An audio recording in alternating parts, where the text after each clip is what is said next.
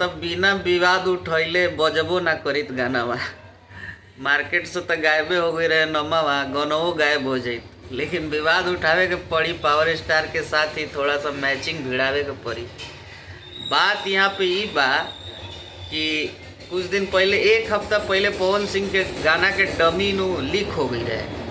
तो डमिया देख के समझ गए लोग कि गाना के का बोल बा, गाना का नाम बा। कुछ हमारे भाई यूट्यूबर लोग भी बा, गानवा के नामवा पहले ही बता दे लोग। तो वे गानवा के नामवा से मिलत जुलत अपन पोस्टर भी रिलीज कैले हम लोग, और सेम टाइम पर गाना भी रिलीज हो गई। तो गाना तो चोरी होइए गई बा, धुन चोरी हो गई बा। आ चोरी में महारत के कर हासिल हटे, ये सबके पता बा। केहू के धर नाम लेके बोलला के जरूरत नहीं के, नाम लेला पर आदमी के ओकनी के यूट्यूबर जब नहीं निकल ले तो हमनी के काहे लीजा जी। हमनी के पावर स्टार के फैन है जा, हमनी के पावर स्टार से लोग कॉपी करके सीखेला। हमनी के सीखे के जरूरत नहीं है वह लोग से।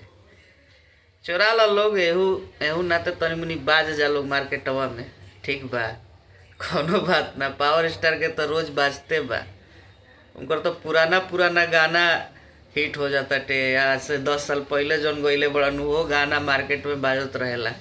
नायका पे एक दूगो बाज जालो, कोनो बात नहीं है।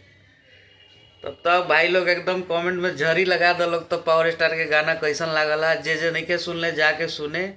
JMF भोजपुरी पे गाना आइल बाटे, राजा रंगबाज के मिजाज अभी बनल नहीं है।